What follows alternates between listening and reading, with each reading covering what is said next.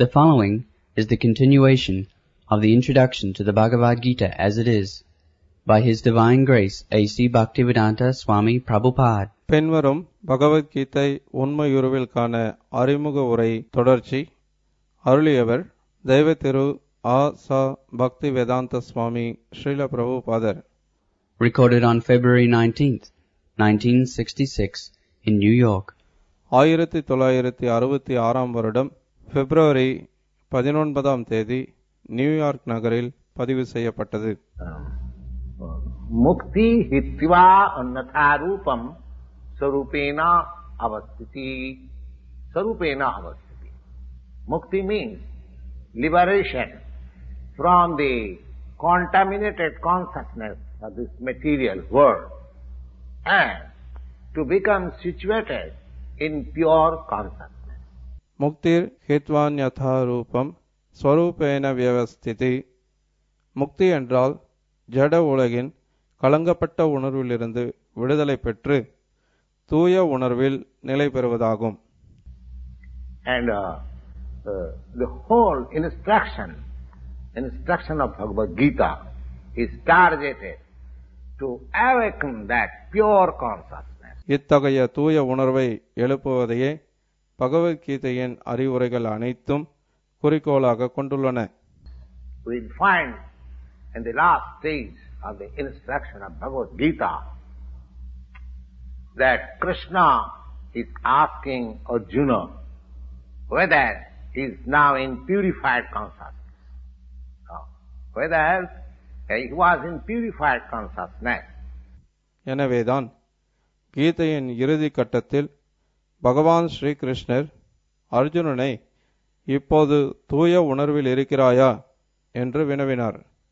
The purified consciousness is to act according to the direction of the Lord. That is purified consciousness. தூய உணர்வு என்றால் இறைவனின் கட்டளைக்கேற்ப செயல்படுவதாகும். That is the whole sum and substance of purified consciousness. இதுவே தூய உணர்வின் உட்பொருளாகும். Consciousness is already there, but because we are part and parcels.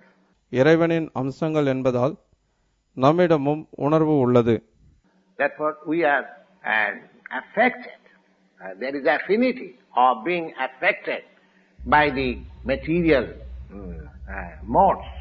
இருப்பினும் கீழான குணங்களால் பாதிக்கப்படக்கூடிய தன்மையும் நம்மிடம் உள்ளது. But the Lord being supreme, He is never affected. He is never affected. ஆனால் எல்லாரிலும் உயர்ந்தவரான பகவான் எப்போதுமே பாதிக்கப்படாமல் இருக்கிறார். That is the difference between the Lord and the Supreme Lord and the. இதுவே முழுமுதற் கடவுளுக்கும் சிறிய தனிப்பட்ட ஆத்மாவிற்கும் இடையிலான வேற்றுமையாகும். Now, this consciousness is, what is this consciousness? This consciousness is that I am. உணர்வு என்றால் என்ன? நான் என்ற எண்ணமே உணர்வு. What I am. When in contaminated consciousness, this I am means that I am the Lord of all I service. This is impure consciousness. நான் என்பது என்ன? கலங்கப்பட்ட நிலையில் நான் என்றால் நான் காணும் எல்லாவற்றிற்கும் நானே இறைவன், நானே அனுபவிப்பவன் என்று பொருள். And I am the enjoyer. The whole material world is moving, that every living being is thinking that I am the Lord and I am the creator of this material world. ஒவ்வொரு ஜீவனும் தன்னையே முதலாளியாகவும் இப்பௌதிக உலகின் படைப்பாளியாகவும் கருதுவதாலேயே இவ்வுலகம் சுழன்று கொண்டிருக்கிறது. The consciousness has got two psychic movement or two psychic division. One is that I am the creator and the other is I am the enjoyer. ஜட உணர்விற்கு இரு பிரிவுகள் உள்ளன. நானே படைப்பவன், நானே அனுபவிப்பவன். So, the Supreme Lord is actually the creator and he is actually the enjoyer.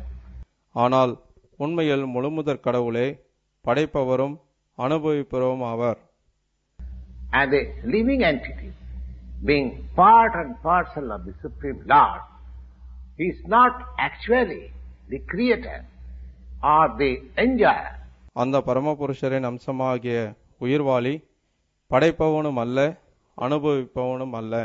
But he is a cooperator. இணைந்து செயல்படுபவனே.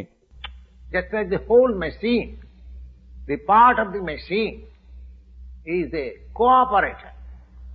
Is a cooperator. Or if we can study just the constitution of our body.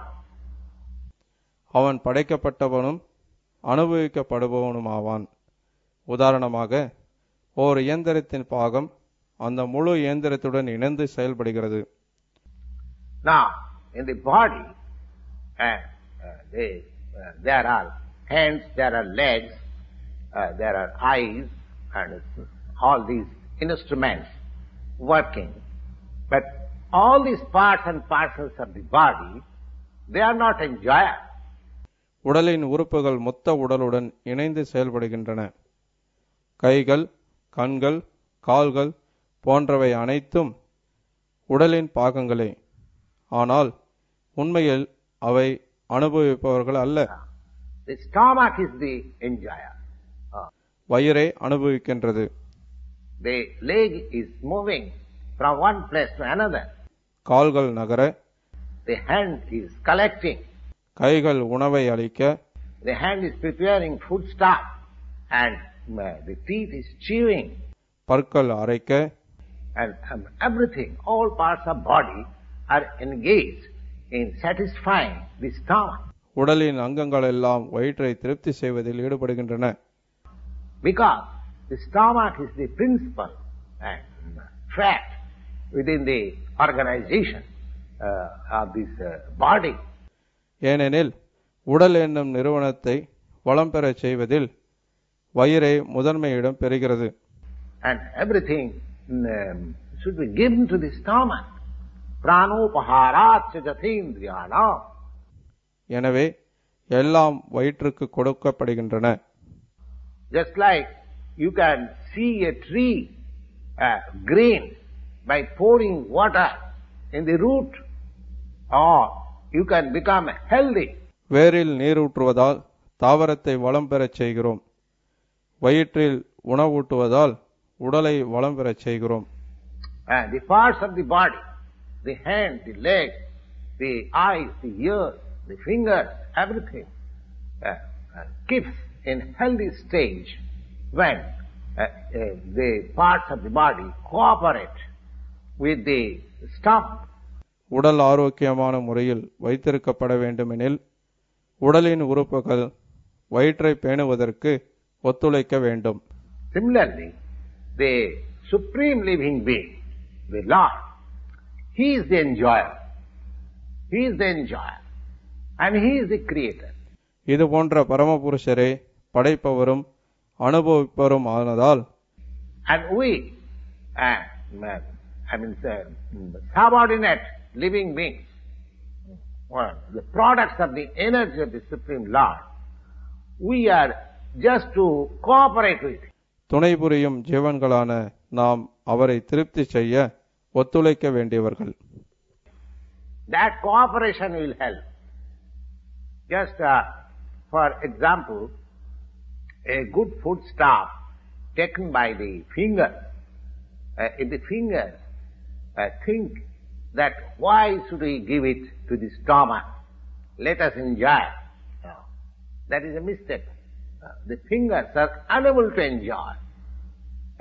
If fingers want the fruit of enjoyment of that particular food stuff, the fingers must put it into the stomach.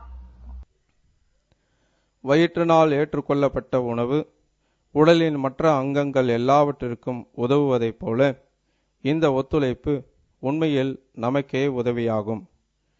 உணவை வயிற்றுக்கு கொடுப்பதற்கு பதிலாக தாமே உட்கொள்ள வேண்டும் என்று கையின் விரல்கள் நினைத்தால் அவை ஏமாற்றமடையும். So the whole arrangement is that the central figure of creation, the central figure of enjoyment is the Supreme Lord. படைப்பதற்கும் இன்பத்தை அனுபவிப்பதற்கும் பரமபுருஷரே மையமாவார். And the living entities, they are simply cooperate. By cooperation they enjoy. உயிர்வாளிகள் எல்லாம் அவருக்கு ஒத்துழைப்பவர்கள். அத்தகைய ஒத்துழைப்பால் அவர்களும் அனுபவிக்க முடியும். The relation is just like the master and the servant. If the master is satisfied, if the master is fully satisfied, the servants are automatically satisfied. That is the law. இந்த உறவு எஜமானருக்கும் சேவகனுக்கும் இடையேயான உறவை போன்றது. எஜமானர் முழு திருப்தி அடைந்தால் சேவகனும் திருப்தி அடைகிறான். Similarly, the Supreme Lord should be satisfied, although the tendency for becoming a creator and the tendency to enjoy this material world is there also in the living entities, because it is there in the Supreme Lord. He has created the manifested cosmic world. அதுபோலவே பரமபுருஷரும் திருப்தி செய்யப்பட வேண்டும். பௌதிக உலகின் படைப்பாளியாகவும் அனுபவிப்பாளனாகவும் ஆவதற்கான விருப்பம் உயிர்வாளியிடம் உள்ள போதிலும், ஏனெனில் தோற்றமளிக்கும் பிரபஞ்சத்தை படைக்க பரமபுருஷரிடம் இவ்விருப்பங்கள் உள்ளன. உயிர்வாளிகள் பரமபுருஷரை திருப்தி செய்தாக வேண்டும். Therefore, we shall find in this Bhagavad Gita that the complete whole comprising the supreme controller, the controlled living entities, the cosmic manifestation, the eternal time, and the activities. எனவே பகவத்கீதையிலிருந்து பூரணம் என்பது பரம ஆளுநர், ஆளுகைக்கு உட்பட்ட ஜீவன்கள், பிரபஞ்ச தோற்றம், நித்தியமான காலம், கர்மா ஆகிய அனைத்தையும் உள்ளடக்கியது என்பதை காணலாம். All of them are completely explained. இவை இந்நூலில் விளக்கப்படுகின்றன. So, the whole thing taking together completely is called the absolute truth. இவை அனைத்தும் முழுமையாக சேர்ந்து பூரணத்தை உருவாக்குகின்றன. இந்த பூரணம் பரம பூரண உண்மை என்று அழைக்கப்படுகிறது. The complete whole or the supreme absolute truth is therefore the complete personality of Godhead, Sri Krishna. As we have explained, that the manifestations are due to his different energies, and he is the complete whole. பூரணமும் பரமபூரண உண்மையும் பரமபுருஷ பகவானான ஸ்ரீகிருஷ்ணரே ஆவார். எல்லா தோற்றங்களுக்கும் அவரது பல்வேறு சக்திகளால் உருவானவையே. அவரே பூரணமானவர். The impersonal Brahman is explained in the Bhagavad Gita, that impersonal Brahma is also subordinate to the complete person. Brahmanaham pratishtha. அருவ பிரம்மன் பரமபுருஷருக்கு கீழ்ப்பட்டதே. பிரம்மனோகி பிரதிஷ்டாகம் என்று பகவத்கீதையில் விளக்கப்பட்டிருக்கின்றது. Impersonal Brahma is also, it is the impersonal Brahma is more explicitly explained in the Brahma Sutra as the rays, as there is the rays of the sunshine, sun planet. பிரம்மன் சூரிய ஒளியின் கதிர்களை போன்றதென்று பிரம்மசூத்திரமும் தெளிவாக விளக்குகின்றது. Similarly, the impersonal Brahma is the shining rays of the Supreme Brahma or the Supreme Personality of God. புருஷோத்தமரான முழுமுதற் கடவுளின் ஒளிமயமான கதிர்களே அருவ பிரம்மனாகும். Therefore, impersonal Brahma is incomplete realization of the absolute complete whole. அருவ பிரம்மனை பற்றிய கருத்தும் பரமாத்மாவை பற்றிய கருத்தும் பூரண உண்மையில் முழுமையற்ற அறிவே. And so also the conception of Paramatma. These things are also explained. Purushottam Yoga. When we shall read the chapter of Purushottam Yoga, it will be seen that the Supreme Personality, Purushottam, is above the impersonal Brahma and partial realization of Paramatma. பரமாத்மாவையும் அருவ பிரம்மனையும் உணர்வதை காட்டிலும் புருஷோத்தமர் என்னும் பரமபுருஷ பகவானை உணர்வதே உயர்ந்தது என்பதை நாம் 15ஆம் அத்தியாயத்தில் காணலாம்.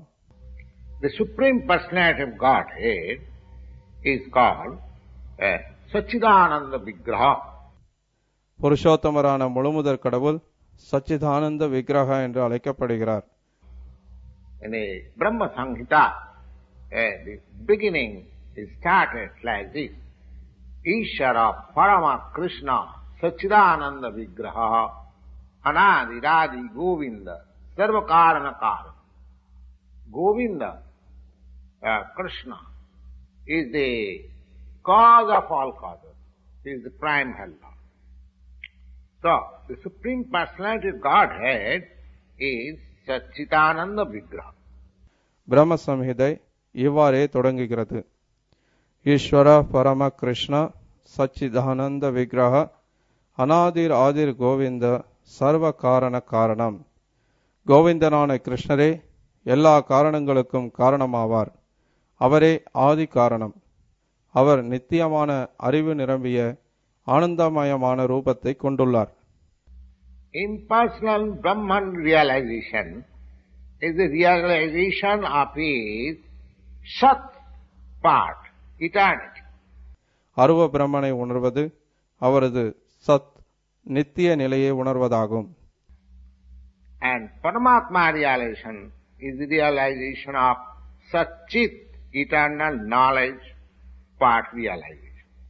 பரமாத்மாவை உணர்வது அவரது சத் சித் நித்தியமும் முழு அறிவுமுடைய நிலையை உணர்வதாகும். But realization of the personality of Godhead as Krishna is realization of all the transcendental features like Sat, Chit and Ananda in complete Vigraha. Vigraha means form. Vigraha means form. ஆனால் புருஷோத்தமரான முழுமுதற் கடவுள் கிருஷ்ணரை உணர்வது அவரது அனைத்து ஆன்மீக நிலைகளையும் சத் சித் ஆனந்த நிலைகளை முழு விக்கிரகமாக ரூபமாக உணர்வதாகும். அவ்வக்தம் பக்திமாபன்னம் மன்னதி மாம் அபுத்தய. People with less intelligence, they consider the supreme truth as impersonal. குன்றிய அறிவுடையவர்கள் பரம உண்மையை அருவமாக கருதுகின்றனர். But he is a person, a transcendental person. This is confirmed in all Vedic literature. ஆனால் அவர் ஆன்மீக உருவமுடைய ஒரு நபர் என்பது எல்லா வேத இலக்கியங்களிலும் உறுதி செய்யப்பட்டுள்ளது. Nitya Nityanam Chetana Chetananam. So, as we are also persons, individual living beings, we are persons, we have got our individuality. We are all individual. Similarly, the supreme truth, the supreme absolute is also the ultimate issue. He is a person. நித்யோ நித்யானாம் சேத்தன சேத்தனானாம். நாம் அனைவரும் தனித்தன்மையுடன் கூடிய தனிப்பட்ட உயிர்வாளிகளாக இருப்பதைப் போலவே பரமபூரண உண்மையும் இறுதி நிலையில் ஒரு நபரே, வியக்தியே. But realization of the personality of Godhead is realization of all the transcendental features like Sat, Chit and Ananda in complete Vigraha. அந்த புருஷோத்தமரான முழுமுதற் கடவுளை உணர்வதே எல்லா தெய்வீக நிலைகளையும் பூரணமாக உணர்வதாகும். Vigraha means form. Therefore, the complete whole is not formless. If he is formless or if he is less in any other thing, he cannot be complete whole. பூரணம் உருவமற்றவர் அல்ல. அவர் உருவமற்றவராக இருந்தால், மற்றவர்களை விட ஏதாவது ஒரு விதத்தில் குறைந்தவராக இருந்தால் அவரை பூரணமானவராக கூற முடியாது. The complete whole must have everything within our experience and beyond our experience. Otherwise, he cannot be complete. நமது அனுபவத்திற்கு உட்பட்டவை, நமது அனுபவத்தை கடந்தவை என அனைத்துமே பூரணத்திடம் இருந்தாக வேண்டும். இல்லையேல் அவர் பூரணமானவர் அல்ல.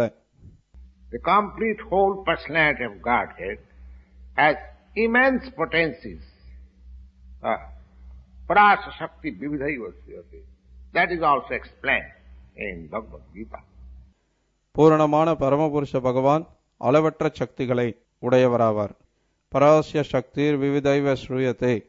அந்த பல்வேறு சக்திகளில் கிருஷ்ணர் எவ்வாறு இயங்குகிறார் என்பதும் பகவத்கீதையில் விளக்கப்பட்டுள்ளது. How he is acting in different potencies. This phenomenal world or the material world where we are now put is also complete by itself. நாம் வைக்கப்பட்டிருக்கும் இந்த பௌதிக உலகமும் தன்னில் because Purnamidam, the 24 elements of which, according to Sankhya philosophy, the 24 elements of which this material universe is a temporary manifestation, are completely adjusted to produce complete things. நிரந்தரமற்ற தோற்றமுடைய இப்பௌதிக உலகின் பகுதி பொருள்களான 24 மூலப்பொருள்கள் சாங்கிய தத்துவத்தின்படி இந்த அகிலத்தின் பராமரிப்பிற்கும் பாதுகாப்பிற்கும் தேவையான அனைத்து வசதிகளையும் உற்பத்தி செய்யும் அளவிற்கு பூரணமாக வடிவமைக்கப்பட்டுள்ளன. Which are necessary for the maintenance and subsistence of this universe. No extraneous effort by any other unit is required for the maintenance of the universe. It has its own time fixed up by the energy of the complete whole, and when the time is complete, these temporary manifestations will be annihilated by the complete arrangement of the complete. தேவையற்றது எதுவும் இல்லை, தேவைப்பட்டு இல்லாதது எதுவும் இல்லை. பௌதிக தோற்றத்தின் காலம் பரமபூரணத்தின் சக்தியினால் தீர்மானிக்கப்படுகிறது. அந்த காலம் முடிவு பெற்றவுடன் பூரணத்தின் பூரண ஏற்பாட்டின் மூலம் இந்த நிரந்தரமற்ற தோற்றங்கள் அனைத்தும் அளிக்கப்படும்.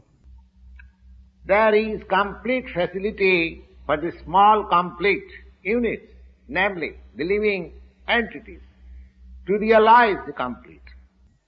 பூரணமான சிறு உறுப்புகளான ஜீவன்களுக்கு பூரணத்தை உணர்வதற்கான பூரண வசதி உண்டு. And all sorts of incompleteness is experienced on account of incomplete knowledge of the complete. பூரணத்தை பற்றிய அறிவு பூரணமின்றி இருப்பதால் எல்லாவித குறைபாடுகளும் உணரப்படுகின்றன. So, the Bhagavad Gita is the complete knowledge of the Vedic wisdom. Bhagavad Gita வேத அறிவின் பூரண ஞானத்தை கொண்டுள்ளது. The whole Vedic knowledge is infallible. There are different examples how we take Vedic knowledge as infallible. Take for example, so far the Hindus are concerned and how they accept the Vedic knowledge as complete. Here is an insignificant example. Just like the cow dung. The cow dung is the stool of an animal. எல்லா வேத ஞானமும் தவறுகளற்றதாகும். இந்துக்கள் வேத அறிவை முழுமையானதாகவும் தவறுகளற்றதாகவும் ஏற்கின்றனர். உதாரணமாக, பசுஞ்சாணம் மிருகத்தின் மலமாகும். According to Smriti or Vedic wisdom, Smriti எனப்படும் வேத நியதிகளின்படி, if one touches the stool of an animal, he has to take his bath to purify himself. ஒருவன் மிருகத்தின் மலத்தை தொட்டால் தன்னை தூய்மைப்படுத்திக் கொள்வதற்காக குளிக்க வேண்டும். But in the Vedic scriptures, the cow dung is stated as pure. Rather, impure place or impure things are purified by touch of the cow dung. Now, if one argues how it is that in one place it is said that the stool of the animal is impure, in another place it is said that the cow dung, which is also the stool of an animal, it is pure.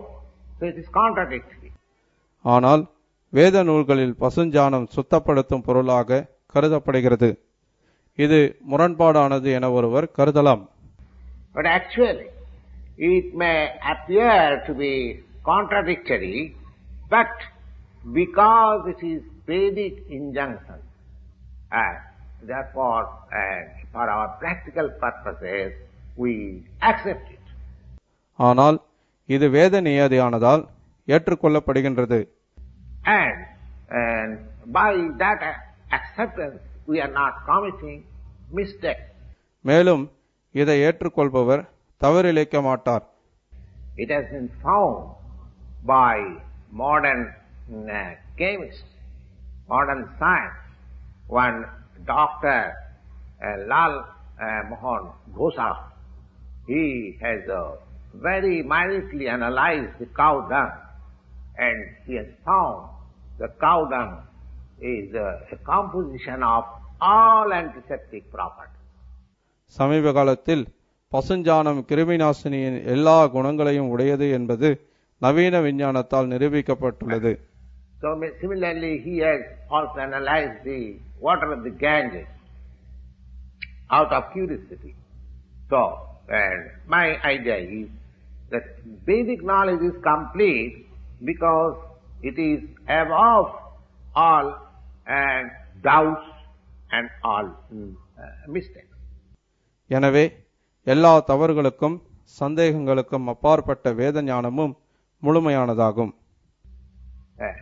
And Bhagavad Gita is the essence of all Vedic knowledge.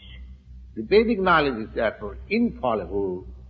It comes down to the perfect disciplic succession. Therefore, Vedic knowledge is not a thing of research. Our research work is imperfect because we are searching everything with imperfect senses. Bhagavad Gita அத்தகைய எல்லா வேத ஞானத்திற்கும் சாராம்சமாக விளங்குகிறது. வேத ஞானத்தை ஆராய்தல் என்னும் கேள்விக்கு இடமில்லை. பக்குவமற்ற புலன்களை கொண்டு ஆராய்வதால் நமது ஆராய்ச்சி பக்குவமற்றதாகும். Therefore, the result of our research work is also imperfect. It cannot be perfect. We have to accept the perfect knowledge. The perfect knowledge is coming down, as it is stated in the Bhagavad Gita. Just we have begun. Evam parampara praptam imang rajasayu. We have to receive the knowledge from the right source in a disciplic succession of spiritual masters, beginning from the Lord Himself. பகவத்கீதையில் கூறியுள்ளபடி பரம்பரையின் மூலம் கீழிறங்கி வரும் பக்குவமான அறிவை நாம் பெற வேண்டும். நாம் சரியான மூலத்திலிருந்து, சீட பரம்பரையிலிருந்து அறிவை பெற வேண்டும். அப்பரம்பரை பரம ஆன்மீக குருவான பகவானிடமிருந்து தொடங்கி மற்ற ஆன்மீக குருக்களின் மூலம் தொடரப்படக்கூடிய சீட தொடராக இருக்க வேண்டும். The Bhagavad Gita is spoken by the Lord Himself, and Arjuna, the student, who took lessons of the Bhagavad Gita, he accepted the whole story as it is, without any cutting. பகவான் ஸ்ரீகிருஷ்ணரிடமிருந்து பாடம் பயின்ற மாணவனான அர்ஜுனன் அவர் சொல்வதையெல்லாம் எதிர்ப்பின்றி ஏற்றுக்கொள்கிறான். That is also not allowed, that we accept a certain portion of Bhagavad Gita and reject another portion. That is also not accepted. பகவத்கீதையின் ஒரு பகுதியை ஏற்றுக்கொண்டு மற்றொரு பகுதியை மறுப்பதற்கு அனுமதிக்கப்படுவதில்லை. அது தவறு. We must accept the Bhagavad Gita without interpretation, without any cutting, and without our own whimsical participation in the matter, because it should be taken as the most perfect Vedic knowledge. Bhagavad Gita அதிலுள்ள எதையும் நீக்காமல் தேவையற்ற கருத்துரைகள் ஏதுமின்றி நமது எண்ணப்படி அர்த்தங்கள் கூறாமல் ஏற்றுக்கொள்ளப்பட வேண்டும். வேத ஞானத்தின் மிக பக்குவமான படைப்பாக கீதை ஏற்றுக்கொள்ளுதல் அவசியம். The Vedic knowledge is received from the transcendental sources because the first word was spoken by the Lord himself. The word spoken by the Lord is called apaurusya, or not delivered by any person of the mundane world who is infected with four principles of imperfectness. வேத ஞானம் ஆன்மீக மூலங்களிலிருந்து பெறப்படுகின்றது. இதனை முதலில் உரைத்தவர் பகவானே. 4 வித குறைபாடுகளால் பீடிக்கப்பட்ட சாதாரண உலக மனிதனின் சொற்களிலிருந்து பகவானின் சொற்கள் வேறுபட்டவை. எனவே அச்சொற்கள் அபௌருஷேய என்று அழைக்கப்படுகின்றன. A living being of the mundane world has 4 defective principles of life, and they are: 1, that he must commit mistakes; 2, he must be sometimes illusion; and 3, he must try to cheat others; and 4, he is endowed with imperfect senses.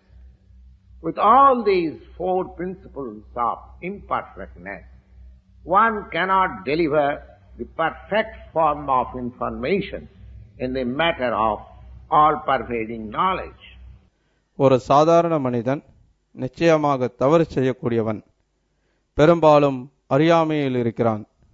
மற்றவர்கள் ஏமாற்றும் குணமுடையவனாக இருக்கிறான். பக்குவமற்ற புலன்களால் கட்டுப்படுத்தப்பட்டவனாக இருக்கிறான். இந்த 4 குறைபாடுகளையும் உடையவன் உயர் ஞானத்தின் பக்குவமான விவரத்தை அளிக்க முடியாது. The Vedas are not like that. The Vedic knowledge was imparted in the heart of Brahma, the first created living being, and Brahma in his turn disseminated the knowledge to his sons and disciples as they are originally received from the Lord. The Lord being Purnam, or all perfect, there is no chance of his becoming subjected to the laws of material nature. வேத ஞானம் இது போன்ற குறைபாடுள்ள ஜீவன்களால் உபதேசிக்கப்படுவதில்லை. படைப்பின் முதல் உயிர்வாளியான பிரம்மாவின் இதயத்தில் இது உரைக்கப்பட்டது. இறைவனிடமிருந்து தான் பெற்ற இந்த ஞானத்தை பிரம்மதேவர் தனது மகன்களுக்கும் சீடர்களுக்கும் அப்படியே உபதேசித்தார். பகவான் பூரணமானவர், எல்லா விதத்திலும் பக்குவமானவர். மேலும் அவர் பௌதிக இயற்கையின் விதிகளுக்கு உட்படுவதற்கு வாய்ப்பேதுமில்லை. One should therefore be intelligent enough to know that except the Lord, nobody is the proprietor of anything within the universe. That is explained in the Bhagavad Gita. Aham sarvasya prabhu matta sarvam prabhastati iti matya bhajanti ma buddha bhavo samannita. The Lord is the original creator. He is the creator of Brahma. He is the creator, that is also explained. He is the creator of Brahma. In the 11th chapter, the Lord is addressed as Prapitamaha, because Brahma is addressed as Pitamaha, the grandfather. but he is the creator of the grandfather also. எனவே பகவானே இவ்வகிலம் முழுமைக்கும் உரிமையாளர். அவரே உண்மையில் படைப்பவர். பிரம்மாவையும் படைப்பவர் அவரே. நாம் இவற்றை அறியும் அளவிற்கு புத்திசாலிகளாக இருக்க வேண்டும். 11ஆம் அத்தியாயத்தில் பகவான் பிரபிதாமக என்று அழைக்கப்படுகிறார். ஏனெனில் பிதாமக தாத்தா என்று அழைக்கப்படும் பிரம்மதேவரை படைத்தவர் பகவான். So, nobody should claim to be the proprietor of anything, but he must accept things which are set aside by the Lord as his quota of maintenance. எனவே எந்த பொருளையும் தனக்கு சொந்தம் என்று யாரும் உரிமை கொண்டாடக்கூடாது. தனது பராமரிப்புக்காக தனது பங்காக பகவானால் ஒதுக்கப்பட்டதையே ஒருவன் ஏற்றுக்கொள்ள வேண்டும். Now, there are many examples how we have to utilize the allotment of the Lord. That is also explained in the Bhagavad Gita. பகவானால் நமக்கு ஒதுக்கப்பட்ட பங்கை எவ்வாறு உபயோகிக்க வேண்டும் என்பதற்கு பல உதாரணங்கள் உண்டு. பகவத்கீதையிலும் இது விளக்கப்பட்டுள்ளது. Arjuna, he decided in the beginning that he should not fight. That was his own contemplation. Arjuna said to the Lord that it was not possible for him to enjoy the kingdom after killing his own kinsmen. முதலில் குருக்ஷேத்திர போரில் போரிடக்கூடாது என்று அர்ஜுனன் முடிவு செய்தான். அது அவனது சுய முடிவாகும். தனது உறவினர்களை கொன்ற பின் நாட்டை அனுபவிக்க தன்னால் இயலாது என்று இறைவனிடம் கூறினான் Arjunan. And that point of view was due to his conception of the body. Because he was thinking that the body was himself and the bodily relatives, his brothers, his nephews, his father-in-law or his grandfather, they were expansion of his body, and he was thinking in that way to satisfy his bodily demands. இது உடலை அடிப்படையாக கொண்ட முடிவாகும். ஏனெனில் அர்ஜுனன் தன்னை உடல் என்றும் உடலின் உறவுகளை சகோதரர்கள், மருமகன்கள், மைத்துனர்கள், பிதாமகர்கள் என்றும் எண்ணினான். And the whole thing was spoken by the Lord just to change the view, and he agreed to work under the direction of the Lord, and he says, Karisi Bachanam Tava. எனவே தனது உடல் தேவைகளை திருப்தி செய்ய விரும்பினான். இந்த கண்ணோட்டத்தை மாற்றவே பகவானால் பகவத்கீதை உபதேசிக்கப்பட்டது. இறுதியில் கரிஷ்யே வச்சனம் தவ, தங்கள் வாக்குப்படி நான் செயல்படுகிறேன் என்று கூறிய அர்ஜுனன் பகவானின் ஆணைக்கிணங்க போர் புரிய முடிவு செய்கிறான். Therefore, in this world, the human being is not meant for quarreling like the cats and dogs. They must be intelligent enough to realize the importance of the human life and refuse and to act like ordinary animals. நாய்களையும் பூனைகளையும் போல் சண்டையிட்டுக் கொள்வதற்காக மனிதன் இவ்வுலகில் பிறக்கவில்லை. மனித வாழ்வின் முக்கியத்துவத்தை உணர்ந்து சாதாரண மிருகங்களைப் போல செயல்பட மனிதன் மறுக்க வேண்டும். A human being should realize the aim of human life. This direction is given in all the Vedic literature, and the essence is given in the Bhagavad Gita. அந்த அளவிற்கு அவன் புத்திசாலியாக இருக்க வேண்டும். அவன் தனது வாழ்வின் லட்சியத்தை உணர வேண்டும். இதற்கான வழிமுறை எல்லா வேத இலக்கியங்களிலும் உள்ளது. இதன் சாராம்சம் கீதையில் கூறப்பட்டுள்ளது. The Vedic literature is meant for the human being and not for the cats and dogs.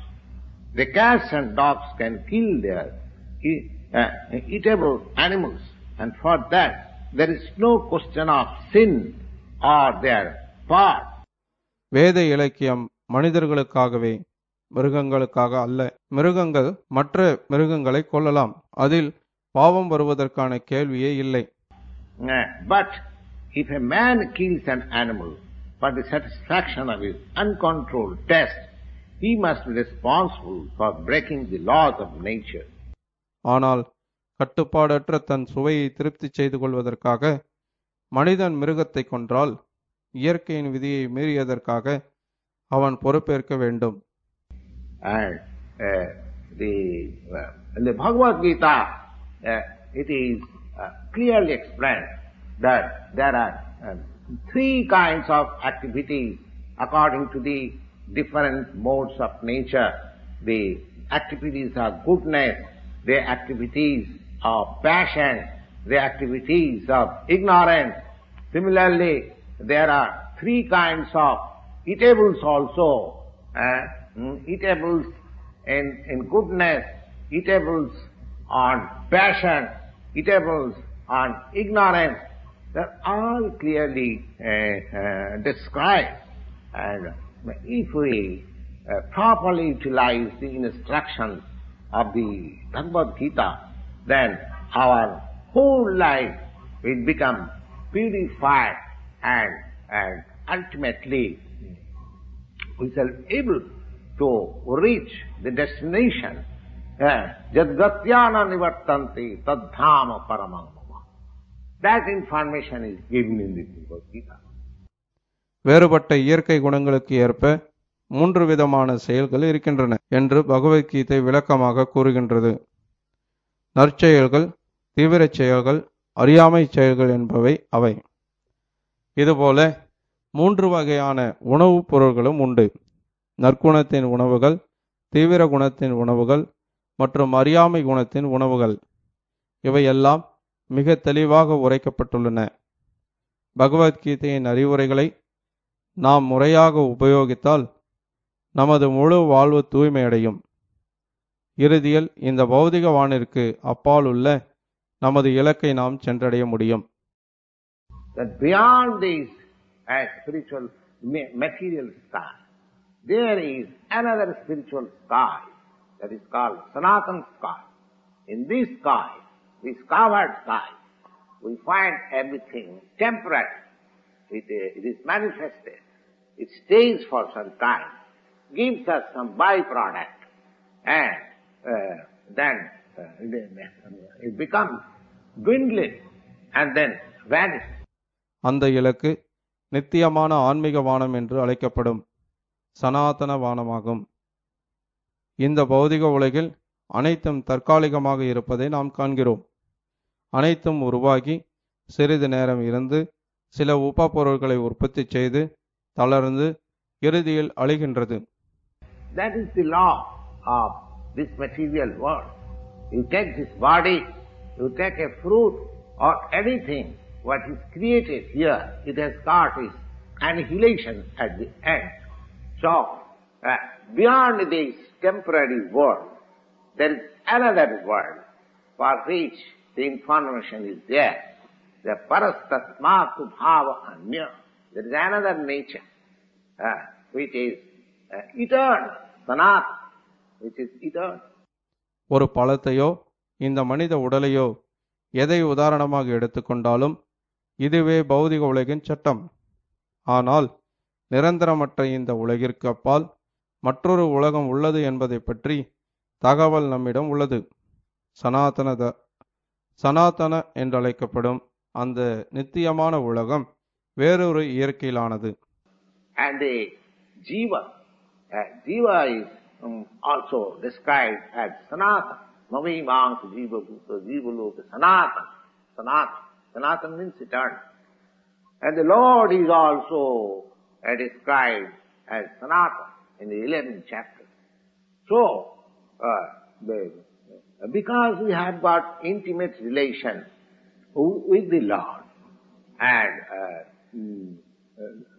we are all qualitatively one, the Sanatana Dham the Sanatana Supreme Personality and the Sanatana living entities, they are on the same qualitatively plane.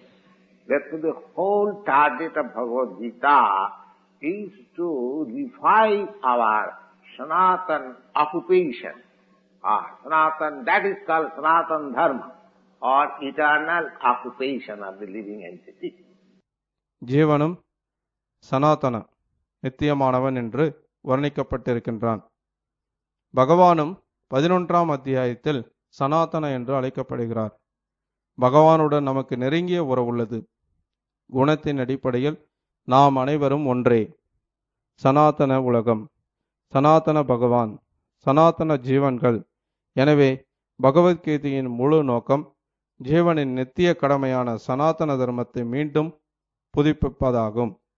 We are now temporarily engaged in different activities, and all these activities being purified. When we give up all these temporary activities, sarva dharman paristajya. நாம் தற்காலிகமாக பற்பல வேலைகளில் ஈடுபட்டிருக்கிறோம். ஆனால் நிரந்தரமற்ற இவ்வெல்லா செயல்களையும் விட்டுவிட்டு பரமபுருஷ பகவானால் பரிந்துரைக்கப்படும் செயல்களை மேற்கொண்டால் நமது செயல்கள் அனைத்தையும் தூய்மைப்படுத்தி விடலாம். Sanatana Dharma, as mentioned above, that the Supreme Lord is Sanatana, and the transcendental abode, which is beyond the spiritual sky, that is also Sanatana, and the living entities, they are also Sanatana. So association of the Sanatana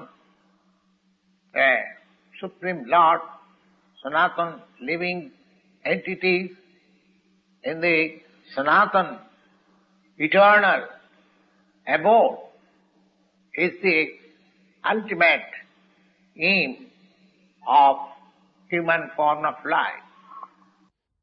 பரமபுருஷ பகவானும் அவரது திவ்யமான இருப்பிடமும் சனாதனமானதாகும். உயிர்வாளிகளும் அப்படிப்பட்டவர்களே. சனாதன உலகில் பகவானுடன் உயிர்வாளிகள் உறவு கொள்வதே மனித வாழ்வின் பக்குவமாகும். The Lord is so kind upon the living entities because the living entities have claimed to be all sons of the Supreme Lord. ஜீவன்கள் பகவானின் மகன்கள் என்பதால் அவர் ஜீவன்களின் மீது மிகவும் கருணையுடையவராக இருக்கிறார். This Lord declares to reclaim the conditioned souls, and therefore Sanatana Dharma does not mean any sectarian process of religion. It is the eternal function of the eternal living entities in relationship with the eternal Supreme Lord. எனவே சனாதன தர்மம் என்பது ஒரு குறிப்பிட்ட வர்க்கத்தின் வழிமுறை அல்ல. இவ்வழிமுறை நித்தியமான ஜீவன் நித்தியமான முழுமுதற் கடவுளுடன் உறவு கொள்ள வேண்டிய நித்தியமான செயலாகும். So far Sanatana Dharma is concerned, it means the eternal occupation. Sripad Ramanujacharya has explained the word Sanatana as the thing which has neither any beginning nor any end. சனாதன தர்மம் என்பது முன்பே குறிப்பிட்டபடி ஜீவனின் நித்தியமான கடமையாகும். ஸ்ரீபாத ராமானுஜாச்சாரியர் சனாதன என்ற வார்த்தையை ஆதி அந்தம் இல்லாத என்று விளக்கியுள்ளார். And when we speak of Sanatana Dharma, we must take it for granted on the authority of Sripad Ramanujacharya that it has no beginning nor any end. எனவே சனாதன தர்மத்தை பற்றி நாம் விவாதிக்கும் போது ஸ்ரீபாத ராமானுஜாச்சாரியரின் முடிவை ஏற்று அதற்கு தொடக்கமும் முடிவும் இல்லை என்றே கொள்ளுதல் வேண்டும். The word religion is a little different from Sanatana Dharma. Religion conveys the idea of faith. Faith may change. ஆங்கில வார்த்தையான ரிலிஜன் என்பது சனாதன தர்மம் என்பதிலிருந்து சற்று வேறுபட்டதாகும். ரிலிஜன் என்பது ஒருவித நம்பிக்கையை குறிக்கும். ஆனால் நம்பிக்கை என்பது மாறக்கூடும். One may have faith in a particular process and he may change the faith afterwards and adopt another faith. ஒரு குறிப்பிட்ட முறையில் ஒருவருக்கு நம்பிக்கை இருக்கலாம். அவர் தமது நம்பிக்கையை மாற்றி வேறொரு முறையை கடைபிடிக்கலாம். But Sanatana Dharma means it cannot be changed. It cannot be changed. Just like the water and liquidity. Liquidity cannot be changed from water. Heat and fire. Heat cannot be changed from fire. அதுபோலவே நீரிலிருந்து திரவத்தன்மையையும் நெருப்பிலிருந்து வெப்பத்தையும் பிரித்துவிட முடியாது. Similarly, the eternal function of the eternal living entity, which is known as Sanatana Dharma, cannot be changed. It is not possible to change. அதுபோலவே நித்திய உயிர்வாளியின் நித்தியமான செயலை அதிலிருந்து பிரிக்க முடியாது. We have to find out what is that eternal function of the eternal living entity. When we speak of Sanatana Dharma, therefore, we must take it for granted on the authority of Sripad Ramanujacharya that it has no beginning nor any end. சனாதன தர்மம் உயிர்வாளியுடன் நித்தியமாக தொடர்பு கொண்டுள்ளது. எனவே சனாதன தர்மத்தை பற்றி பேசும்போது நாம் ஸ்ரீபாத ராமானுஜாச்சாரியரின் முடிவுக்கிணங்க அது ஆரம்பமும் முடிவும் அற்றது என்றே கொள்ள வேண்டும். The thing which has no end, no beginning, must not be any sectarian thing. தொடக்கமும் முடிவும் இல்லாதது, எல்லைகளால் வரையறுக்கப்பட முடியாமல் திகழக்கூடிய ஒன்றை ஒரு குறிப்பிட்ட மத பிரிவை சார்ந்ததாக ஒருபோதும் கருதக்கூடாது. When you hold on the conference on the Sanatana Dharma, people belonging to some of the non-eternal religious faith may wrongly consider it that we are dealing in some sectarian thing. But if we go deep into the matter and test everything in the light of modern science, it will be possible for us to see Sanatana Dharma as the business of all the people of the world, nay, all the living entities of the universe. ஒரு குறிப்பிட்ட மத நம்பிக்கையைச் சேர்ந்த சிலர் சனாதன தர்மமும் ஒரு மத பிரிவென்று தவறாக கருதுவர்.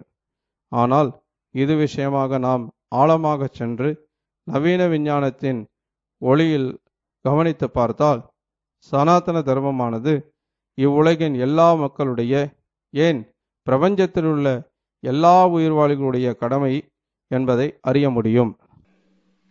Non-Sanatana religious faith may have some beginning in the annals of the human society. சனாதனம் அல்லாத மத நம்பிக்கைக்கு மனித வரலாற்றின் கால அட்டவணையில் ஏதாவது தொடக்கம் இருக்கலாம். But there cannot be any history of the Sanatana Dharma because it continues to remain with the history of the living entity. So far, living entities are concerned, we find it from the authority of the Shastras that the living entities have also no birth or death. ஆனால் உயிர்களுடன் நித்தியமாக இருக்கும் சனாதன தர்மத்தின் வரலாற்றில் இது போன்ற ஆரம்பமே இல்லை. அதிகாரப்பூர்வமான சாஸ்திரங்கள் உயிர்வாளிகளுக்கு பிறப்போ இறப்போ இல்லை என்று கூறுகின்றன. In the Bhagavad Gita, it is clearly stated that the living entity is never born nor does it ever die. It is eternal, indestructible, and continues to live after the destruction of his temporary material body. ஆத்மா என்றும் பிறப்பதில்லை, என்றும் அழிவதில்லை என்று கீதையில் கூறப்படுகின்றது. நித்தியமானதும் அழிவற்றதுமான ஜீவன் தனது தற்காலிகமான பௌதிக உடல் அழிவடைந்த பின்னும் தொடர்ந்து வாழ்கிறான். With reference to the above concept of Sanatana Dharma, we may try to understand the concept of religion. From the Sanskrit root meaning of the word dharma, it means that which is constantly with the particular object. சனாதன தர்மம் என்ற கருத்தின் அடிப்படையில் மதம் என்பதன் உட்பொருளை நாம் சமஸ்கிருத வார்த்தையின் மூலத்திலிருந்து அறிய முயல வேண்டும். ஒரு குறிப்பிட்ட பொருளுடன் ஒன்றியிருக்கும் தன்மையை தர்மம் என்று சொல் குறிக்கின்றது. As we have already mentioned, when we speak of fire, it is concluded at the same time that there is heat and light along with the fire. Without heat and without light, there is no meaning of the word fire. நெருப்புடன் வெப்பமும் ஒளியும் இருக்கிறதென்று நாம் முடிவு செய்கிறோம். வெப்பமும் ஒளியும் இல்லாவிடில் நெருப்பு என்ற சொல்லுக்கு பொருளே இல்லை. Similarly, we must find out the essential part of a living being which is always companion with him. That part of constant companion of the living being is his eternal quality, and the eternal part of the living being's quality is his eternal religion. இதுபோன்றே உயிர்வாளியின் முக்கியமான இன்றியமையாத அங்கத்தை நாம் கண்டுபிடிக்க வேண்டும். இந்த இன்றியமையாத அங்கம் அதன் நித்திய குணமாகும். அந்த நித்திய குணம் அதன் நித்திய தர்மமாகும். When Sanatana Goswami asked Lord Sri Chaitanya Mahaprabhu about the Sarup, we have already discussed about the Sarup of every living being. Sarup, or real constitution of the living being, the Lord replied that the constitutional position of the living being is to render service to the Supreme Personality of God. சனாதன கோஸ்வாமி ஸ்ரீ சைத்தன்ய மகாபிரபுவிடம் ஒவ்வொரு உயிர்வாளியின் சொரூபம் என்ன என்று வினவிய போது, உயிர்வாளிகளின் உண்மை நிலை ஸ்வரூப புருஷோத்தமரான முழுமுதற் கடவுளுக்கு சேவை செய்வதே என்று அவர் பதிலளித்தார். But if we analyze this part of the statement of Lord Chaitanya, we can very well see that every living being is constantly engaged in the business of rendering service to another living being. பகவான் சைத்தன்யரின் இந்த கூற்றை ஆய்ந்து நோக்கினால் ஒவ்வொரு உயிர்வாளியும் மற்றொரு உயிருக்கு சேவை செய்வதில் எப்போதும் ஈடுபட்டுள்ளதை நம்மால் எளிதாக காண முடியும். A living being serves another living being in different capacities, and by doing so, the living entity enjoys life. ஒரு உயிர்வாளி மற்ற உயிர்வாளிகளுக்கு பல்வேறு விதங்களில் சேவை செய்கிறான். அவ்வாறு செய்வதால் வாழ்வை அனுபவிக்கிறான். A lower animal serves a human being as servant serves his master. A serves B master, B serves C master, and C serves D master, and so on. சேவகன் எஜமானனுக்கு சேவை செய்வதைப் போல கீழ்நிலை மிருகங்கள் மனிதனுக்கு சேவை செய்கின்றன. ஒருவன் தனது எஜமானருக்கு சேவை செய்ய அவர் அடுத்தவருக்கும் அடுத்தவர் மற்றொருவருக்கும் என தொடர்ந்து ஒவ்வொருவரும் சேவை செய்து கொண்டுள்ளனர். Under these circumstances, we can see that a friend serves another friend, and the mother serves the son, or the wife serves the husband, or husband serves the wife. If we go on searching in that spirit, it will be seen that there is no exception in the society of the living being. ஒரு நண்பன் மற்றொருவனுக்கும், தாய் மகனுக்கும், மனைவி கணவனுக்கும், கணவன் மனைவிக்கும் சேவை செய்கின்றனர். இந்த உணர்வில் நாம் தேடிக்கொண்டு போனால் சேவை என்ற செயலை பொறுத்தவரை உயிர்வாளிகளின் சமுதாயத்தில் விளக்கே இல்லை என்பது காணப்படும்.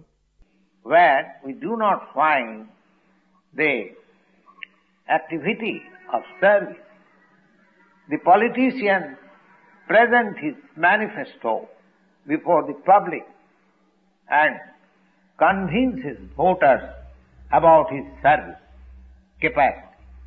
The voter also gives the politician his valuable vote on expectation that the politician will give service to the society. சேவை செய்வதில் தனக்கிருக்கும் தகுதியை காட்டிக்கொள்வதற்காக அரசியல்வாதி தனது அறிக்கையை மக்களின் முன்பு சமர்ப்பிக்கின்றான். எனவே வாக்காளர்கள் அவன் சமுதாயத்திற்கு சேவை செய்வான் என்று நம்பி தங்களது மதிப்புமிக்க வாக்குகளை அளிக்கின்றனர். The shopkeeper serves the customer, and the artisan serves the capitalist. The capitalist serves his family, and the family serves the headman in terms of the eternal capacity of eternal being. கடைக்காரன் வாடிக்கையாளருக்கும் கலைஞன் செல்வந்தனுக்கும் சேவை செய்கின்றனர். செல்வந்தன் தன் குடும்பத்திற்கும் குடும்ப தேசத்திற்கும் என ஒவ்வொருவரும் சேவை செய்தல் என்னும் நித்தியமான உயிர்வாளியின் நிரந்தர செயலை செய்கின்றனர். In this way, we can see no living being is exempted from the practice of rendering service to other living beings, and therefore we can conclude that service is a thing which is the constant companion of the living being, and therefore it may be safely concluded that rendering of service by a living being is the eternal religion of the living being. இவ்வாறாக எந்த உயிர்வாளியும் மற்றொரு உயிர்வாளிக்கு சேவை செய்வதிலிருந்து விலகி இருப்பதில்லை என்பதை நாம் காண முடிகிறது. எனவே சேவையே உயிர்வாளியின் நிலையான துணை என்றும் சேவை புரிவதே அவனது நித்தியமான தர்மம் என்றும் நாம் நிச்சயமாக முடிவு செய்யலாம்.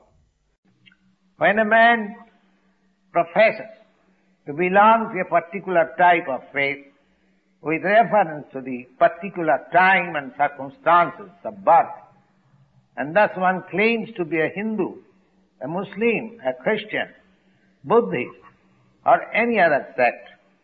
இருந்தும் ஒரு குறிப்பிட்ட நேரம், சூழ்நிலை இவற்றின் அடிப்படையில் மனிதன் தன்னை ஒரு குறிப்பிட்ட மத நம்பிக்கையைச் சேர்ந்தவனாக இந்து, முஸ்லிம், கிறிஸ்தவன், பௌத்தன் அல்லது வேறு ஒரு பிரிவைச் சேர்ந்தவனாக காட்டிக்கொள்கிறான். And subsect, such designations are non-Sanatana Dharma. இத்தகு அடையாளங்கள் சனாதன தர்மம் அல்ல. A Hindu may change his faith to become a Muslim, or a Muslim may change his faith to become a Hindu or a Christian, etc. ஓர் இந்து தனது நம்பிக்கையை மாற்றி முஸ்லிமாகவும், ஒரு முஸ்லிம் தனது நம்பிக்கையை மாற்றி இந்துவாகவும், ஒரு கிறிஸ்தவன் தனது நம்பிக்கையை மாற்றி வேறொரு மதத்தினனாகவும் மாறிக்கொண்டே போகலாம். But in all circumstances, such change of religious faith does not allow a person to change his eternal engagement of rendering service to others. ஆனால் பிறருக்கு சேவை செய்தல் எனும் நித்திய கடமையானது எந்த சூழ்நிலையிலும் மத நம்பிக்கை மாற்றத்தால் பாதிக்கப்படுவதில்லை. A Hindu or a Muslim or a Christian, in all circumstances, he is servant of somebody, and thus to profess a particular type of faith is not to be considered as Sanatana Dharma, but the constant companion of the living being, that is rendering of service, is the Sanatana Dharma. இந்துவோ முஸ்லிமோ கிறிஸ்தவனோ எல்லா சூழ்நிலையிலும் ஒவ்வொருவரும் யாரோ ஒருவரது சேவகனே, எனவே ஒரு குறிப்பிட்ட மத நம்பிக்கையை பயிற்சி செய்வது சனாதன தர்மத்தை பயிற்சி செய்வதாகாது. சேவை செய்வதே சனாதன தர்மமாகும். So, factually, we are related in the service relationship with the Supreme Lord. உண்மையில் நாம் முழுமுதற் கடவுளுடன் சேவையின் மூலம் உறவு கொண்டுள்ளோம். The Supreme Lord is a supreme enjoyer, and we, living entities, are eternally His supreme servitors. முழுமுதற் கடவுள் பரம அனுபவிப்பாளர் ஆவார். உயிர்வாளிகளான நாம் அவரது சேவகர்கள். We are created for His enjoyment, and if we participate in that eternal enjoyment with the Supreme Personality of Godhead, that makes us happy, not otherwise. நாம் அவரது ஆனந்தத்திற்காக படைக்கப்பட்டுள்ளோம். பரமபுருஷ பகவானின் இந்த நித்திய இன்பத்தில் பங்கு பெற்றால் நாமும் மகிழ்ச்சி உடையவராக ஆவோம். இல்லையேல் நாம் மகிழ்ச்சி அடைய முடியாது. சுயமாக மகிழ்வது இயலாது. Independently, as I have already explained, that independently any part of the body, the hand, the feet, the fingers, or any part of the body, independently cannot be happy without cooperation with the stomach. உதாரணமாக உடலின் எந்த பகுதியும் வயிற்றுடன் ஒத்துழைக்காமல் மகிழ இயலாது. Similarly, the living entity can never be happy without rendering his transcendental loving service to the Supreme Lord. முழுமுதற் கடவுளுக்கு திவ்யமான அன்பு தொண்டு புரியாமல் உயிர்வாழி மகிழ்ச்சியாயிருத்தல் என்பது சாத்தியம் அல்ல. Now, in the Bhagavad Gita, the worship of different demigods is not approved. It's not approved. பகவத்கீதையில் பல்வேறு தேவர்களை வழிபடுவதும் அவர்களுக்கு சேவை செய்வதும் அங்கீகரிக்கப்படவில்லை. Because it is said in the Bhagavad Gita, 7th chapter, 20th verse, the Lord says, Kamastasya hitavyana prapaddanti annadevataha. Kamastasya hitavyana. Those who are drifted by lust, only they worship the demigods other than the Supreme Lord, Krishna. 7ஆம் அத்தியாயம் 20வது பதத்தில் கூறப்பட்டுள்ளது. காமைஸ்தைத ஹிருதஜ்ஞான பிரபத்யந்தேன்ய தேவதா தம் தம் நியமமாஸ்தாய பிரகிருத்தியா நியதாஸ்வயா. பௌதிக ஆசைகளால் புத்தி இழந்தவர்கள் தேவர்களை சரணடைந்து தங்களது சொந்த இயற்கைக்கேற்ற வழிபாட்டு முறைகளையும் நியமங்களையும் கடைபிடிக்கின்றனர். காமத்தால் உந்தப்படுபவர்கள் முழுமுதற் கடவுளான கிருஷ்ணரை வழிபடாமல் தேவர்களை வழிபடுகின்றனர் என்று இங்கே நேரடியாக கூறப்படுகிறது. We also may remember that when you speak of Krishna, it is not a sectarian name. கிருஷ்ணர் என்ற பெயரை நாம் குறிப்பிடும் பொழுது நாம் எவ்வித மதப்பிரிவை சேர்ந்த பெயரையும் குறிப்பிடவில்லை. The Krishna name means the highest pleasure. It is confirmed that the Supreme Lord is the reservoir, is the storehouse of all pleasure. Krishna என்றால் உன்னதமான ஆனந்தம் என்று பொருள். முழுமுதற் கடவுள் எல்லா ஆனந்தத்திற்கும் இருப்பிடமாக விளங்குகிறார் என்பது உறுதி செய்யப்பட்டுள்ளது. We are all hankering after pleasure. Anandamaya abhyasat. The living entities or the Lord, because we are full of consciousness, therefore our consciousness is after happiness. நாம் எல்லாரும் சுகத்தை தேடி ஏங்கிக் கொண்டிருக்கிறோம். ஆனந்தமயோபியாசாத், பகவானைப் போலவே உணர்வு மிக்கவர்களான உயிர்வாளிகள் இன்பத்தை நாடுகின்றனர். Happiness. The Lord is also perpetually happy, and if we associate with the Lord, cooperate with Him, take part in His association, then also we become happy. பகவானின் இன்பம் நித்தியமானதாகும். உயிர்வாளிகள் அவருடன் உறவு கொண்டு ஒத்துழைத்து அவரது சங்கத்தில் பங்கு கொண்டால் அவர்களும் மகிழ்ச்சி அடைய முடியும். The Lord descends on this mortal world to show His pastime in Vrindavan, full of happiness. மகிழ்ச்சி ததும்பும் தனது விருந்தாவன லீலைகளை காட்டுவதற்காக பகவான் இப்பௌதிக உலகில் தோன்றுகிறார். When Lord Sri Krishna was in Vrindavan, his activities with his cowherd boys friends, with his dancers, with his damsel friends, and with the inhabitants of Vrindavan, and his occupation of cow herding in his childhood, and all these pastimes of Lord Krishna was full of happiness. பகவான் ஸ்ரீகிருஷ்ணர் விருந்தாவனத்தில் இருந்தபோது நண்பர்களான இடையர் சிறுவர்களிடமும் இளம் பெண்களான கோபியர்களிடமும் மற்ற விருந்தாவனவாசிகளிடமும் பசுக்களிடமும் நிகழ்த்திய செயல்கள் அனைத்தும் இன்பம் நிறைந்தவையாக இருந்தன. The whole of Vrindavan, the whole population of Vrindavan was after him. They did not know except Krishna. விருந்தாவனத்தின் அனைத்து மக்களும் கிருஷ்ணரை தவிர வேறொன்றையும் அறியார். Even Lord Krishna restricted his father Nanda Maharaj in worshipping the demigod Indra. இருந்தும் பகவான் கிருஷ்ணர் தனது தந்தை நந்த மகாராஜாவை இந்திரதேவனை வழிபடுவதிலிருந்து தடுத்தார்.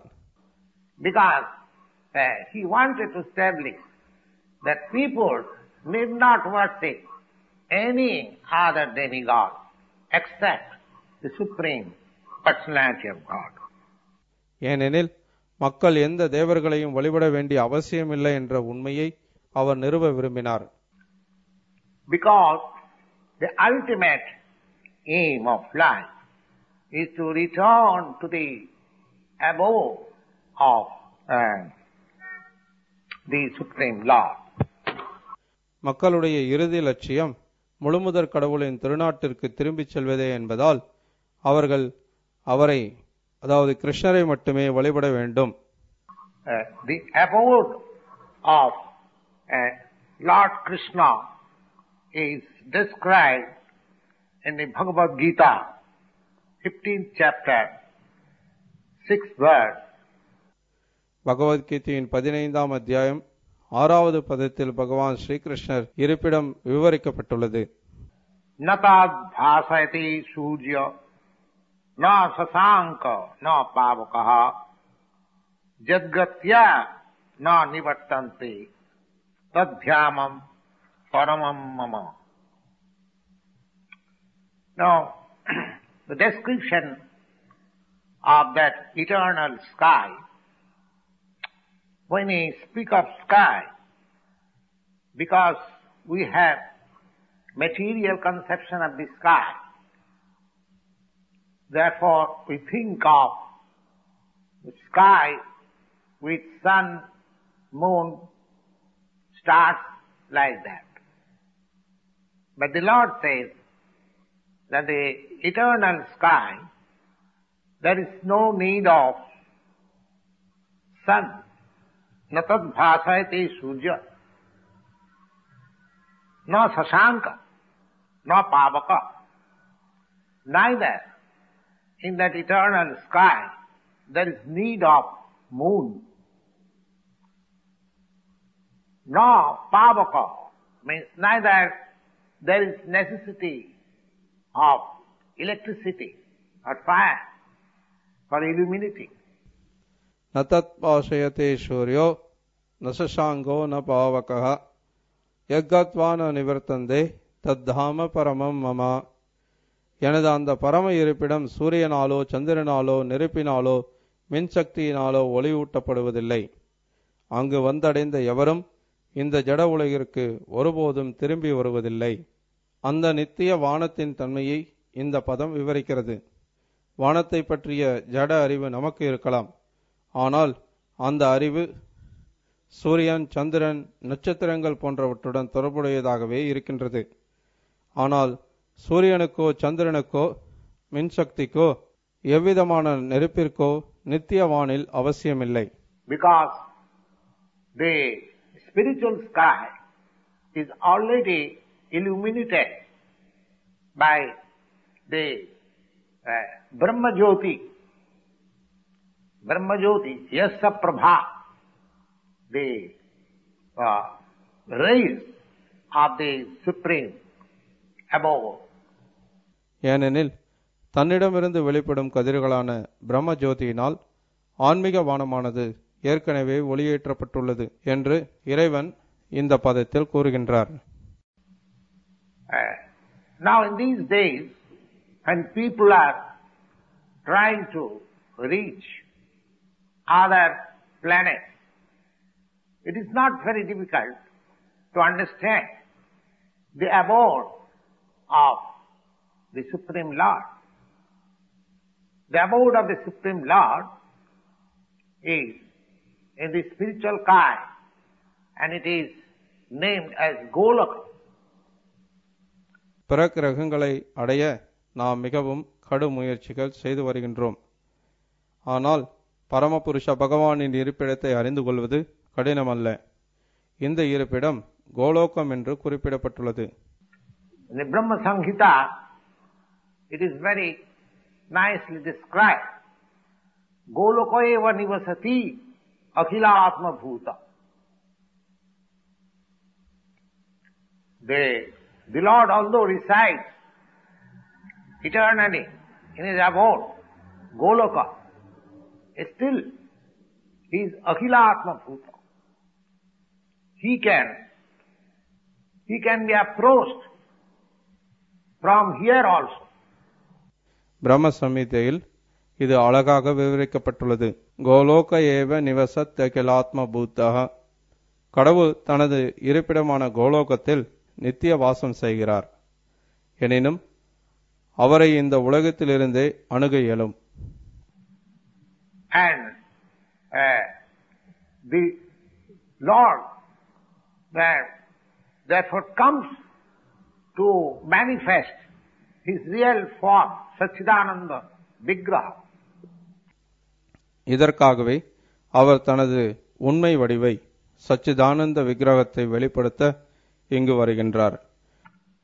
So that we may not have to imagine. There is no question of imagination. The Lord's presence, by his causeless mercy, he presents himself in his Shyama Sundar. Unfortunately, people with less intelligence deride at him. Avajananti manga moodha. Because the Lord comes as one of us. அவர் தனது சுய ரூபத்தில் தோன்றுவதால் அவர் எப்படி இருப்பார் என்பதை கற்பனை செய்ய வேண்டிய அவசியம் நமக்கில்லை. இதுபோன்ற கற்பனை மனோரதங்களை தடுப்பதற்காகவே அவர் கீழிறங்கி வந்து தனது சியாமசுந்தர ரூபத்தை காட்டுகிறார். துரதிர்ஷ்டவசமாக மனிதரை போன்று நம்மில் ஒருவராக இருந்து நம்முடன் விளையாடுவதால் மந்த புத்தியுடையோர் அவரை இழிந்துரைக்கின்றனர். பகவானை நம்மில் ஒருவராக கருதிவிடக்கூடாது. And just like plays with us as a human being, therefore we need not consider that Lord is one of us. It is his omnipotency that he presents himself with his real form before us and displays his pastimes, just the prototype of his abode. அவர் தனது அற்புத சக்தியால் தனது சுயரூபத்தில் நம் முன் தோன்றி லீலைகள் புரிகிறார். அந்த லீலைகள் அவரது இருப்பிடத்தில் காணப்படும் லீலைகளின் மாதிரிகளே. So that abode of Lord, there are innumerable planets also in that Brahma Jyoti. Just like we have got innumerable planets floating on the sun rays. Similarly, in the Brahma Jyoti, which is emanating from the abode of the Supreme Lord, Krishna Loka, Goloka. ஆன்மீக வானின் ஒளிக்கதிர்களில் எண்ணற்ற கிரகங்கள் மிதந்து கொண்டிருக்கின்றன. பிரம்மஜோதி மிக உயர்ந்த லோகமான கிருஷ்ணலோகத்திலிருந்து வெளிப்படுகின்றது. ஆனந்த சின்மய ரச பிரதிபாவிதாதி. All those planets are spiritual planets. They are Ananda Chinmay. They are not material planets. So, the Lord says, na tad bhasayati sujja, na sasanka na pava, jadgatyana nivartante, tadhyama paramangama. Now, anyone who can approach that spiritual sky will not be required to come back again in this material sky.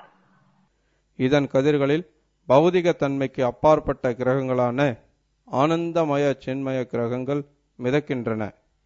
பகவான் கூறுகின்றார், நதத் பாசயத்தே சூரியோ நசசாங்கோ ந பாவக யத்கத்வா நிவர்த்தந்தே தத்தாம பரமம் மம. அந்த ஆன்மீக வானத்தை அடைபவர் பௌதிக வானிற்கு மீண்டும் இறங்கி வர வேண்டிய அவசியமில்லை. So long we are in the material sky, what to speak of approaching the moon planet? The moon planet, of course, is the nearest planet. But if we approach the highest planet, which is called Brahmaloka, there also we have the same miseries of material life. I mean to say, the miseries of birth, death, old age, and diseases. No planet in the material universe is free from the four principles of material existence. பௌதிக வானில் மிக உயர்ந்த லோகமான பிரம்மலோகத்தை அடைந்தாலும் பிறப்பு, இறப்பு, முதுமை, நோய் என்ற இதே துன்பங்களை நாம் காண்போம். அவ்வாறிருக்க சந்திரனுக்கு செல்வதை பற்றி சொல்லவே வேண்டாம். ஜடவாழ்வின் இந்நான்கு துன்பங்களிலிருந்து பௌதிக பிரபஞ்சத்தின் எந்த கிரகமும் விடுபட்டதல்ல. The Lord therefore says in the Bhagavad Gita, Abrahma bhuvana lokan punaravartinajyo. The living entities are traveling from one planet to another. It is not that we can simply go to other planets by the mechanical arrangement of the Sputnik. உயிர்வாளிகள் ஒரு கிரகத்திலிருந்து மற்றொரு கிரகத்திற்கு பிரயாணம் செய்கின்றனர். ஆனால் இயந்திரங்களின் உதவியால் நாம் விரும்பும் கிரகத்திற்கு சென்றுவிட முடியாது. Anyone who desires to go to other planet, there is process. Janti deva vrata diman pitrim janti pitrivrataha. If anyone wants to go to any other planet, say moon planet, we need not try to go by the Sputnik. நாம் வேறொரு உலகத்திற்கு செல்ல விரும்பினால் அவ்வாறு செல்வதற்கென்று குறிப்பிட்ட வழிமுறை உள்ளது. அதுவும் கூறப்பட்டுள்ளது. யாந்தி தேவா விரதா தேவான் பித்ரோன் யாந்தி பித்ரு விரதா. கிரகங்களிடையே பயணம் செய்ய விரும்பினால் நமக்கு இயந்திரங்களின் ஏற்பாடுகள் அவசியமில்லை. The Bhagavad Gita instructs us, Yanti Devabrata Deva. These moon planets or sun planets or the planets above these Bhuloka, they are called Sarvaloka. கீதை கற்பிக்கிறது, யாந்தி தேவா விரத தேவான், சந்திரன், சூரியன், உயர் கிரகங்கள் ஆகியவை சர்வலோகம் என்று அழைக்கப்படுகின்றன. Sarvaloka, Bhuloka, Bhuvarloka, Sarvaloka, they are different status of planets. So, Devaloka, they are known just like that. The Bhagavad Gita gives a very simple formula that you can go to the higher planets, Devaloka, Yanti Deva Brata Deva. Yanti Deva Brata Deva. Deva Brata, if we practice the process of worshipping the particular demigod, then we can go to that particular planet also. We can go to the sun planet, we can go to the moon planet, we can go to the heavenly planet. உயர்நிலை, நடுநிலை, கீழ்நிலை என்று 3 வித கிரக அமைப்புகள் உள்ளன. பூமி நடுநிலை கிரகத்தைச் சேர்ந்ததாகும். உயர்நிலை கிரகங்களுக்கு தேவலோகத்திற்கு பயணம் செய்வது எப்படி என்பதற்கு மிக சுலபமான வழியை கீதை நமக்கு தெரிவிக்கின்றது. யாந்தி தேவா விரதா தேவான். ஒரு குறிப்பிட்ட கிரகத்தின் குறிப்பிட்ட தேவரை வழிபடுவதால் சந்திரனுக்கோ சூரியனுக்கோ மற்ற எந்த உயர் கிரகத்திற்கோ போய்விடலாம். But Bhagavad Gita does not advise us to go to any one of these planets in the material world. இருப்பினும் இந்த ஜட உலகில் உள்ள எந்த கிரகத்திற்கும் செல்லும்படி பகவத்கீதை நம்மை அறிவுறுத்தவில்லை.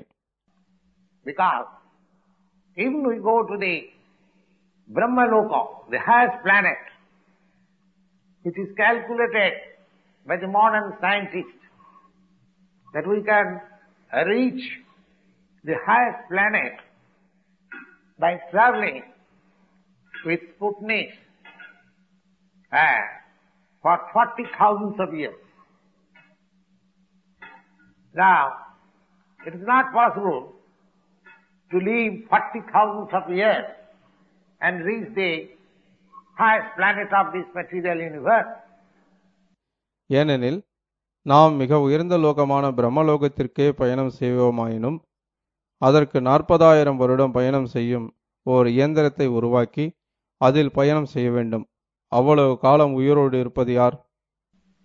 But if one devotes his life in the worshipment of the particular demigod, he can approach the particular planet as it is stated in the Bhagavad Gita. Janti Deva Brata Devan. Pitri Janti Pitri Brata. Similarly, there is Pitri Lok. Similarly, one who likes to approach the supreme planet. Supreme planet. The supreme planet means the Krishna Loka. In the spiritual sky, there are innumerable planets, Sanatan planets, eternal planets, which are never destroyed, annihilated. But of all those spiritual planets, there is one planet, the original planet, which is called Goloka Vrindavan. பௌதிக துன்பங்களான பிறப்பு, இறப்பு, முதுமை, நோய் எனும் துன்பங்களை அங்கும் காண வேண்டியிருக்கும். ஆனால் மிக உயர்ந்த கிரகமான கிருஷ்ணலோகத்திற்கோ ஆன்மீக வானத்திற்கு உட்பட்ட ஏதாவது ஒரு கிரகத்திற்கோ சென்றால் இந்த பௌதிக துயரங்களை காண மாட்டோம். இந்த ஆன்மீக கிரகங்கள் எல்லாவற்றிலும் மிக உயர்ந்த கிரகமான கோலோக விருந்தாவனம் எனும் கிரகம் மூல புருஷோத்தமனான ஸ்ரீகிருஷ்ணரின் வாசஸ்தலமாகும். So these informations are there in the Bhagavad Gita. இந்த விவரங்கள் எல்லாம் பகவத்கீதையில் தரப்பட்டுள்ளன. And we are given the opportunity for living this material world and get our eternal life in the eternal kingdom. எப்படி இந்த ஜட உலகை விட்டு வெளியேறி எவ்வாறு ஆன்மீக வானில் உண்மையான ஆனந்தமயமான வாழ்வை தொடங்குவது என்பது பற்றிய விவரம் கீதையின் உபதேசங்களின் மூலம் நமக்கு அளிக்கப்படுகின்றது.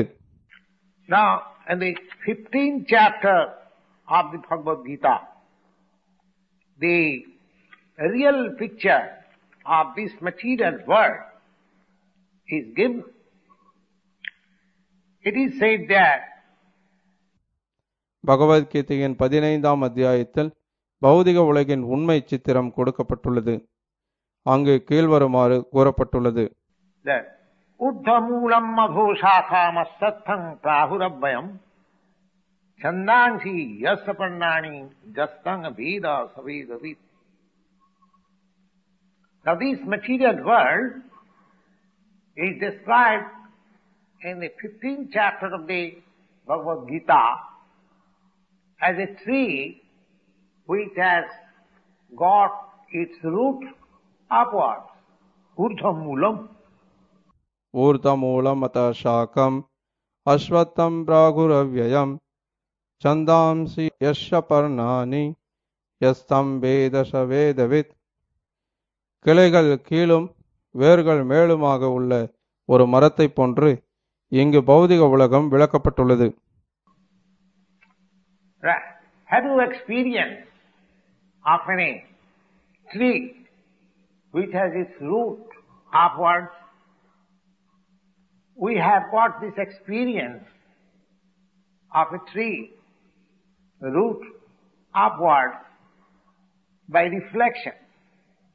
If we stand on the bank of a river or any reservoir of water, we can see that the tree on the bank of the reservoir of water is reflected in the water as trunk downwards and the root upwards. வேர்கள் மேற்புறமான மரத்தை பற்றிய அனுபவம் நமக்குண்டு. ஒரு நதிக்கரையிலோ நீர்த்தேக்க கரையிலோ நின்றால் நீரில் பிரதிபலிக்கும் மரங்கள் தலைகீழாக இருப்பதை காணலாம்.